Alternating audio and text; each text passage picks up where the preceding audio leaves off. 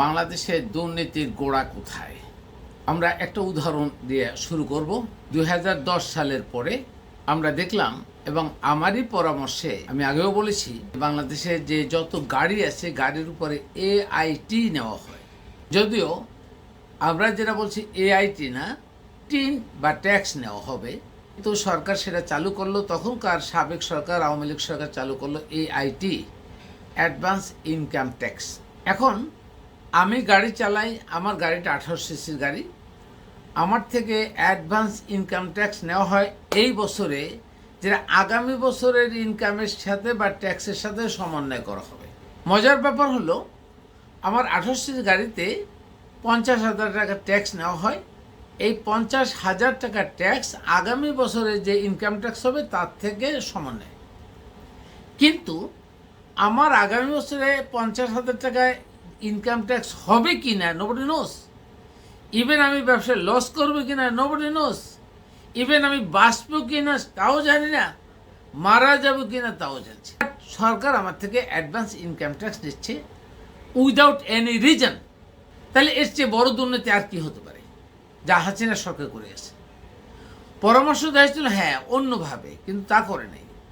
তাদের মাথায় ঢুকছিল ইবলিসি জ্ঞান, এবং সেইভাবে অ্যাডভান্স ইনকাম ট্যাক্স নেওয়া হচ্ছে 50,000। এখন এই টাকাটা যে নিচ্ছেন, নেয়ার পরে আরও বড় দুর্নীতি হলো, ওই 50,000 টাকা অ্যাডভান্স ইনকাম ট্যাক্স নিয়ে তার উপরে 15% ভ্যাট। কেন? আইনটা করছেন শেখ হাসিনা সরকার, তারা জনগণের স্বার্থে করে নাই, চুরি করার ধান্দার জন্য আইনগুলো করছে, মানুষের থেকে টাকা চুরি করার জন্য। আর তার জন্য তার যে শাস্তি হওয়া উচিত, আমরা প্রত্যেকে আশা করব তার জন্য চরম শাস্তি হওয়া উচিত। তারা না, শুধু টোটাল ক্যাবিনেট যারা এর সাথে এই দুর্নীতির সাথে ছিল এবং আছে। এবার তাহলে আমি ভোক্তা অধিকারের বর্তমান যে ফাটাকেষ্ট বলি, ভোক্তা অধিকারের বর্তমান যে ম্যাজিস্ট্রেট সাহেবগণ আছেন, তারা ওই হাসিনার আমলের যে আইন আছে, নিয়ম নীতি আছে, তার উপর ভিত্তি করে। তাহলে দেখুন, অ্যাডভান্স ইনকাম ট্যাক্সের উপরে আবার 15% ভ্যাট ইম্পোজ করলেন। এই টাকাটা কেন? কিসের ভ্যাট এটা? অ্যাডভান্স ইনকাম ট্যাক্সের ভ্যাট হতে পারে? সুস্থ মস্তিষ্কের কোনো মানুষকে এটা বিশ্বাস করবেন না। আর সেই আমলে যতগুলো আইন করা হয়েছে, মানুষ থেকে, জনগণ থেকে এই টাকাগুলো, ব্যবসায়ীদের থেকে টাকাগুলো গ্রহণ করার জন্য, নেওয়ার জন্য বিভিন্ন ফোন দিতে, সেই আইন ঠিকই রয়ে গেছে। সেই আইনগুলোর কোনো আইন পরিবর্তন এখনো হয় নাই। তাহলে এই আইনের পরিবর্তন হবে, সংস্কার হবে, এবং এই যে অন্যায়ভাবে যে কাজগুলো করা হয়েছে, যারা আমাদেরকে এইভাবে অপদস্থ, অপগ্লানি করার জন্য এখন যারা মাঠে নামছেন, তারা এই ব্যর্থ আইন নিয়ে মাঠে নামছেন। তাদেরকে বলবো, ভাই সরকারি চাকরি করেন, আপনারা তদন্ত করবেন, খুবই ভালো কথা। গোড়ায় যান, গোড়ায় যেয়ে তদন্ত করেন, সেইটা করেন না। একজনের ডিম উৎপাদন করছে, তার সমস্যা হচ্ছে না, কিন্তু ডিম কত টাকা কিনে কত টাকা বিক্রি করছেন, তার জন্য সমস্যাটা। এই ধরনের নুডলস একজনে বিক্রি করছেন, সেমাই বিক্রি করছেন, তাকে ধরছেন, আপনারা নুডলস এটা বিক্রি করলেন কেন? নুডলস বিক্রি করছে, কারখানায় যান, অথবা কেন করছে এটা বুঝান। বর্তমান সময়ে যদি ওষুধের কথা বলি, তাহলে আমরা জানি ওষুধের অ্যাক্টিভিটিস কমে গেছে। কেন কমে গেছে? কারণ র মেটেরিয়াল সঠিকভাবে দিচ্ছে না।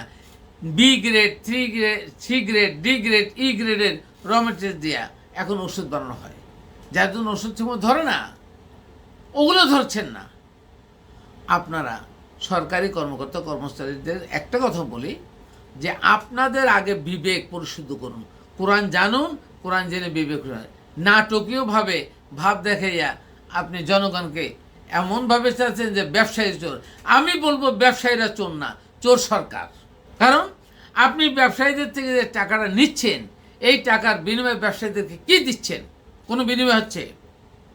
আপনি ভোক্তা অধিকারের একজন কর্মকর্তা, আপনি মাঠে নামছেন কেন? সরকার আপনাকে ফুয়েল দিচ্ছে, নট অনলি আপনার স্যালারি, আপনাকে গাড়ি দিচ্ছে, আপনি অন্য ফুয়েল দিচ্ছে, যা লাগে তাই দিচ্ছে, ওই ভিডিওটা করছেন না, ওইটাও সরকারি। তারপরে আপনাদের ব্যবসায়ীদের সম্পর্কে নানাভাবে নাজেহাল করার চেষ্টা করছেন। কি চাচ্ছেন জানি না, দেশটা কোথায় যাবে। এটা হতে পারে কোনো অপতৎপরতা যা ব্যবসায়ীদেরকে নির্মূল করার জন্য দায়ী থাকবে। ব্যবসায়ীরা চোর না, চোর হলো সরকার, চোর সরকারি লোক।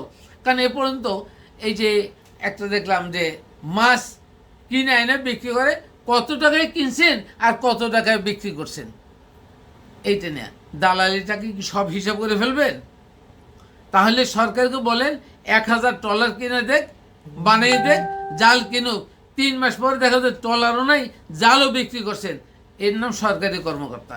এ পর্যন্ত বিমান থেকে শুরু করে, রেলওয়ে থেকে শুরু করে, বিআরটি শুরু করে, কোন জায়গাটায় সরকারটা ভালো করছে? টোল আদায় করছে না ঠিক মতো। এখন টোল বাড়ছে কেন? তা চোর তো সরকারি লোকজন, তারা আবার চোর তো হইয়া সাধারণ মানুষকে চোর বানাচ্ছেন কেন? ব্যবসা করার সুযোগ দেন, ব্যবসা করে দেশ উন্নয়ন হবে। ব্যবসা না করলে দেশ উন্নয়ন। দেশের চালিকা শক্তি কারা? ব্যবসায়ীরা। সকল ব্যবসায়ীদেরকে বলবো, আপনারা ঐক্যবদ্ধ হন।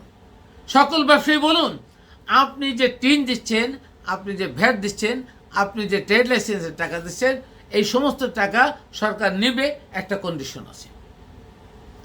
অর্থাৎ আপনার সহ প্রত্যেকে আমরা যে টাকাটা সরকারকে দিচ্ছি, এই সরকার তার নেট একটা অংশ দিয়া আমাদের নামে একটা ইন্স্যুরেন্স করুন।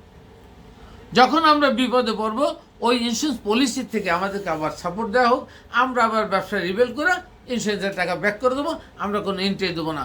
সরকার নিচ্ছে আমাদের থেকে, সরকার কি আমাদেরকে কোনো ঘুষ দিচ্ছে, ইন্টারেস্ট দিচ্ছে, কোনো টাকা দিচ্ছে? দিচ্ছে না। তাহলে আমরা সহজভাবে আমরা আমাদের টাকা খরচা করে আবার আমরা রিবেল করি। আল্লাহ হাফেজ।